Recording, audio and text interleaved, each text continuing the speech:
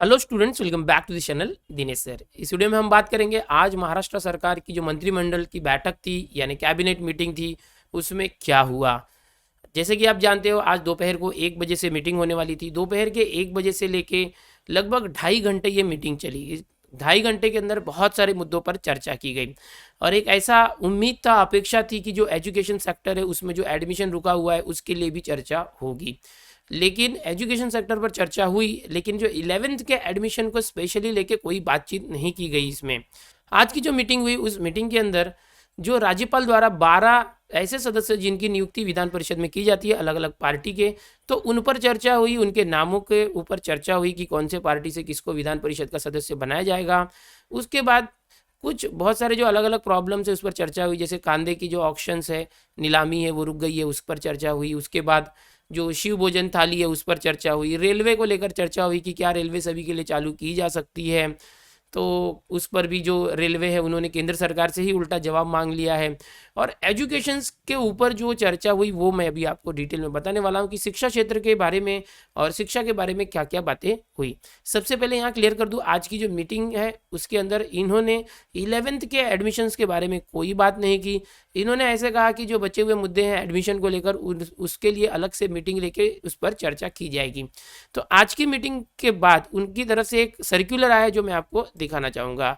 क्या सर्क्युलर है, यहाँ पर आप देख सकते हो। राज्यातील शाळांमध्ये 50% शिक्षक व शिक्षकेतर कर्मचारी उपस्थित राहण्याबाबत मार्गदर्शक सूचना, यानी कि गाइडलाइंस रिलीज की गई है कि जितने भी स्कूल कॉलेजेस हैं, स्कूल कॉलेजेस में जो टीचर्स होते हैं और नॉन टीचिंग स्टाफ होते हैं उनको वहाँ उपस्थित रहना है। 29 अक्टूबर आज का ये जो आप देख सकते हो गाइडलाइंस आया है, जीआर हम इसे बोलेंगे, शासन परिपत्र, गवर्नमेंट रिजोल्यूशन।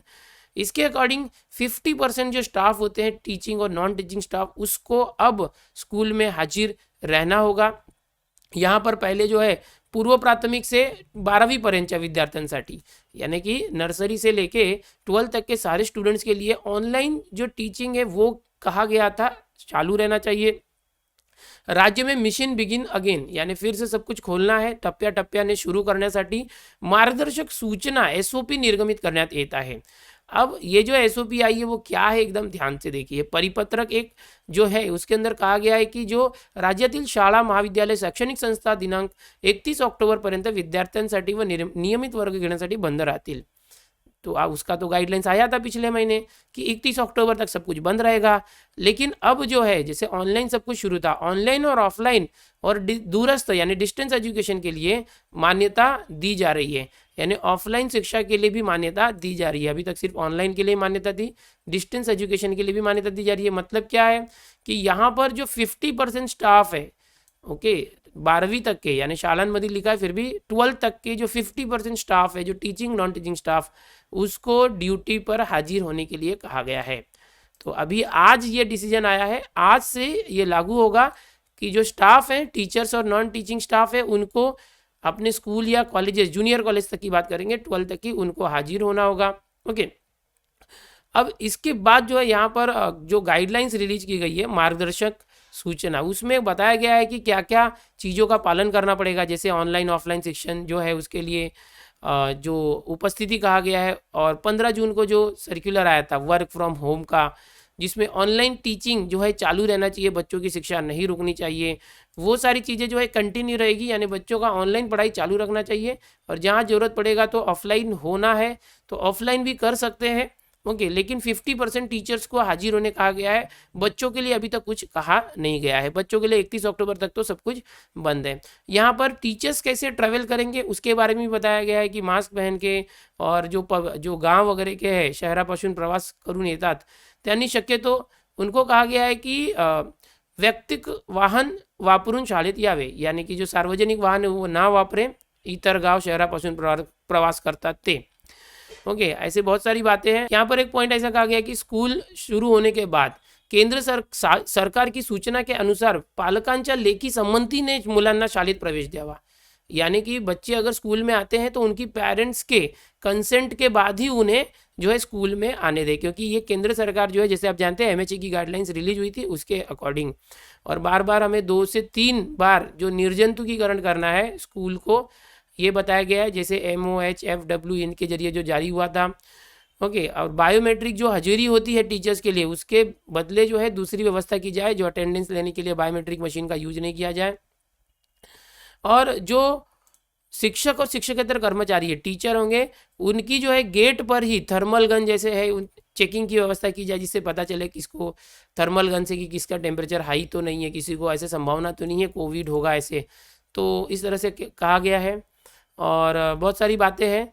अगले पॉइंट में कहा गया है की शाळेत येताना व शाळेत असेपर्यंत, जब तक टीचर स्कूल में है, teaching staff non teaching staff mask का उपयोग करना है। और जो टीचिंग के लिए जो मटेरियल्स होते हैं, कंप्यूटर लैपटॉप होते हैं, प्रिंटर है, इनको हमेशा 70% अल्कोहल वाइप से निर्जंतुकीकरण करना है। उनका भी बार बार निर्जंतुकीकरण करना है, सैनिटाइज करना है उसको। ओके। अब ये बहुत सारी बातें यहाँ पर हैंड वॉश से लेके शिक्षक और शिक्षकेतर कर्मचारी शाळेत तसेच शाळेच्या परिसरात वावरताना नेहमीच किमान 6 फूट शारीरिक अंतर ठेवून आंतरक्रिया करतील आणि त्या अनुषंगाने उपक्रमांचे वेळापत्रक व बैठक व्यवस्थाची योजना करना। यानी टीचर्स को जाना तो है स्कूल कॉलेजेस में, लेकिन एक दूसरे से 6 फुट की दूरी रखना है, ऐसा कहा गया। क्योंकि ये सेंट्रल गवर्नमेंट की जो गाइडलाइंस आई थी उसमें भी यही कहा गया था। तो बहुत सारे यहाँ पर गाइडलाइंस में आए हुए हैं, आप इसको पढ़ सकते हैं। डिस्क्रिप्शन में लिंक दे दूंगा, वहाँ से आप डाउनलोड करके देख सकते हैं। ये जो GR आया हुआ है, तो ये किसके लिए है? बच्चों के लिए है क्या GR? नहीं, बिल्कुल नहीं, ये टीचर्स के लिए। तो अगर टीचर्स को स्कूल कॉलेज में जाना पड़ रहा है 50% स्टाफ को, तो कब से जाना पड़ सकता है? तो 1 नवंबर के बाद से जाना पड़ सकता है। लेकिन जो दिवाली की छुट्टियां, उसका क्या होगा? तो यहाँ पर दिवाली की छुट्टियों के लिए मैं आपको बता दूं, 11 नवंबर से लेकर 28 नवंबर, ये जो डेट है एकेडमिक कैलेंडर के हिसाब से एजुकेशन डिपार्टमेंट के से जो है तय की गई थी इस साल 2020 में, कि 11 नवंबर से 28 नवंबर, ये जो 18 दिन होता है, जिसमें 2 रविवार आते हैं, 16 जो है रविवार को छोड़ के बाकी 16 दिन होते हैं। तो ये 18 दिन की छुट्टी दिवाली के लिए डिसाइड की गई थी एजुकेशन डिपार्टमेंट। तो 11 नवंबर से 28 नवंबर तक तो छुट्टियां रहने वाली है बच्चों के लिए, जो होना चाहिए, जो हर साल होता है। सो अभी 1 नवंबर से 10 नवंबर तक जो टीचर्स को स्कूल जाना पड़ सकता है। उसके बाद 28 नवंबर के बाद से जब सेकेंड टर्म स्टार्ट होता है, तब धीरे धीरे बच्चों के लिए भी गाइडलाइंस आने की संभावना है कि बच्चों के लिए भी स्कूल कॉलेजेस खोले जाने चाहिए। तो किस तरह से बच्चे किस तरह से आएंगे, और अभी फिलहाल टीचर्स के लिए आया हुआ है, तो ये मैंने आपको बता दिया है। सो स्टूडेंट्स, आज जो है इसी बातों पर चर्चा हुई। ये जो सर्कुलर निकाला गया टीचर्स और नॉन टीचिंग स्टाफ के लिए, बच्चों के लिए अभी तक कुछ कहा नहीं गया है कि बच्चों को कब जाना है। इससे रिलेटेड जो भी जानकारी आएगी मैं आपको बताते रहूँगा। जो 11th के बच्चे हैं उनके लिए हो सकता है अब धीरे धीरे, जो एजुकेशन डिपार्टमेंट को कहा गया कि आप लोग मीटिंग लीजिए, देखिए क्या हो सकता है, क्या रास्ता निकाला जाए, और कोशिश जारी है इनकी, देखते हैं क्या कर सकते हैं। लेकिन जो आज उम्मीद थी कि इनकी तरफ से कोई डिसीजन लिया जाएगा, ऐसा कुछ डिसीजन नहीं लिया गया है। मिलते हैं नए वीडियो में नई जानकारी के साथ। Bye everyone.